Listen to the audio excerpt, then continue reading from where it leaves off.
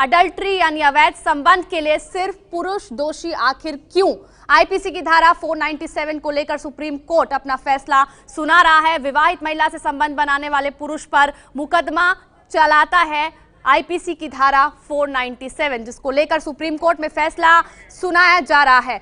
Court में आपको बता दें, सुनवाई जारी है। 2 जजों ने अपना फैसला पढ़ लिया है। अब तक क्या हुआ है आपको बताते हैं। इस मामले में अवैध संबंधों को लेकर सुप्रीम कोर्ट में फैसला सुनाया जा रहा है और 2 जज अपना फैसला सुना चुके हैं। अब तक क्या हुआ है, धारा 497 उसकी वैधता को लेकर सुप्रीम कोर्ट में फैसला पढ़ा जा रहा है और 2 जज अपना फैसला सुना चुके हैं। आपको बता दें, अवैध संबंध अपराध नहीं, सुप्रीम कोर्ट ये कह चुका है। शादी के बाद संबंधों पर सुप्रीम कोर्ट में अब तक क्या हुआ है जान लीजिए। अब तक जो 2 जजों ने फैसला पढ़ा है, शादी के बाद संबंध अपराध नहीं। ये बड़ी खबर सुप्रीम कोर्ट से। अपराध बनाने से उन पर असर जो शादीशुदा जिंदगी से नाखुश हैं। पत्नी का मालिक नहीं हो सकता पति।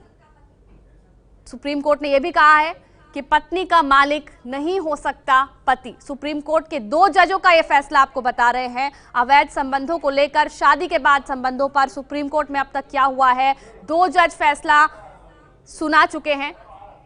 4 जजों को यह फैसला सुनाना है। फैसला पढ़ा जा रहा है और अब तक क्या हुआ है आप समझ लीजिए। सुप्रीम कोर्ट कह चुका है कि महिला का असम्मान गलत है। अडल्ट्री पर सेक्शन 497 पुरुष को मनमाना अधिकार देने वाला, तो 497 आईपीसी का सम्मान से जीने के अधिकार के खिलाफ, यह भी कहा है सुप्रीम कोर्ट ने। सेक्शन 497 सम्मान से जीने के खिलाफ। पत्नी 24 घंटे पति और बच्चों का ख्याल रखती है। शादी के बाद संबंधों को लेकर सुप्रीम कोर्ट में अब तक क्या हुआ है आपको बता रहे हैं। हम सीधा रुख करेंगे एबीपी न्यूज संवाददाता अंकित गुप्ता का। अंकित, और क्या कहा गया है अब तक कोर्ट की तरफ से?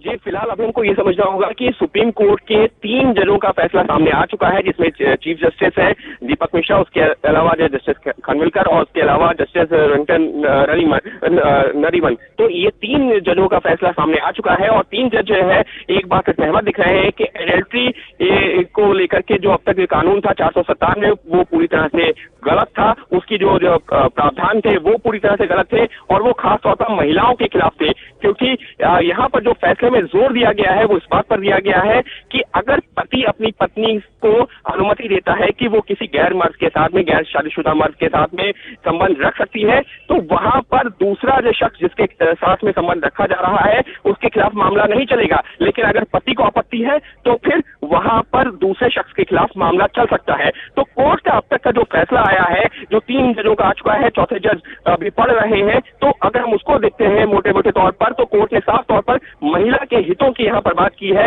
ये कहा है कि एक जो है पत्नी जो उसके नौकर नहीं हो सकती, यानी कि पति मालिक नहीं हो सकता अपनी पत्नी का, और महिला का सम्मान वो जो बराबर का होना चाहिए। तो एक तरीके से राइट टू इक्वलिटी की बात कही गई है। साफ तौर पर कोर्ट ने बताने की कोशिश की है कि महिला के पास भी उतना ही अधिकार है, और अगर ऐसे में महिला किसी दूसरे शख्स के साथ में, शादीशुदा शख्स के साथ में संबंध रखती है, तो वो उसकी पति की जो है मर्जी पर नहीं होना चाहिए कि पति ने कह दिया कि हाँ हमको मंजूर है तो केस नहीं चलेगा, और अगर कहा कि नहीं मंजूर है तो फिर केस चलेगा। तो कोर्ट ने सीधे से महिला के सम्मान का जिक्र किया है अपने इस फैसले में अब तक। जी अंकित, सीधे तौर पर आपसे जानना चाहेंगे हमारे दर्शकों की जानकारी के लिए कि अगर अवैध संबंध बनते हैं तो क्या महिला को भी उतना ही दोषी माना जाएगा जितना कि पुरुष को?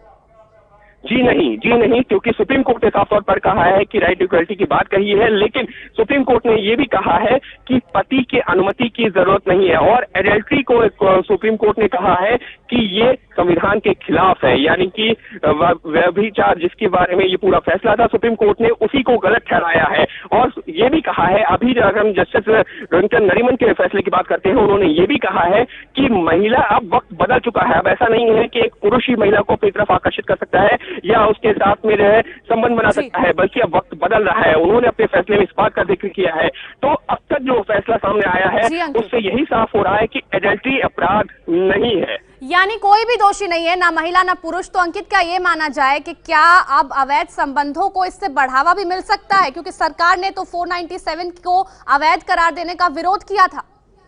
जी बिल्कुल, सरकार की यही दलील थी कि भारत में जो शादी का रिश्ता है वो एक पवित्र रिश्ता है, और ऐसे में अगर यहाँ पर 497 में फेरबदल किया जाता है या आइडेंटिटी को अपराध की श्रेणी से निकाला जाता है तो उससे शादीशुदा रिश्ते पर प्रभाव पड़ सकता है, जो एक जो शादी की गरिमा है उस पर उसका असर पड़ सकता है। लेकिन सुप्रीम कोर्ट ने इसको पूरी तरह से संविधान की रक्षा के तौर पर देखा है कि संविधान में एक पुरुष और एक महिला को बराबर के अधिकार दिए गए हैं, राइट टू इक्वालिटी का जिक्र किया गया है। तो ऐसे में 497 की जो धारा है वो एक पुरुष को ज्यादा अधिकार देती है, वहीं दूसरी तरफ जो है उसी पुरुष के खिलाफ मामला भी दर्ज हो सकता है। तो ऐसे में ये राइट टू इक्वालिटी नहीं है, क्योंकि राइट टू इक्वालिटी का यहाँ दो तरह से उल्लंघन हो रहा था, ये समझना जरूरी है। पहली चीज सुप्रीम कोर्ट के सामने जो आई वो ये थी कि अगर जो है महिला एक शादीशुदा महिला दूसरे शादीशुदा पुरुष के साथ में किसी तरह से संबंध में होती है और तो केस दर्ज होता है, तो वो जिसके साथ में संबंध में होती है उस पुरुष के खिलाफ मामला दर्ज होगा, कानूनी कार्रवाई होगी। दूसरा जी अंकित, मैं चाहूंगी आप बने रहिए हमारे साथ, मैं आपसे बात करूंगी, लेकिन उससे पहले अपने दर्शकों को हम समझा देते हैं कि 497 आईपीसी की वो धारा जिसका बार बार जिक्र हो रहा है अवैध संबंधों को लेकर, वो आखिर कहती क्या है वो पूरी धारा, आप ये पूरा मामला समझ लीजिए। शादी के बाद के संबंधों से जुड़ी हुई है ये धारा 497 आईपीसी की। विवाहित महिला से संबंध बनाने वाले पुरुष पर मुकदमा चलता है। इस धारा के तहत आईपीसी की धारा 497 संबंध बनाने वाली महिला के पति की शिकायत पर मुकदमा होता है। व्यभिचार के दोषी साबित होने पर पुरुष को 5 साल तक की सजा का प्रावधान है।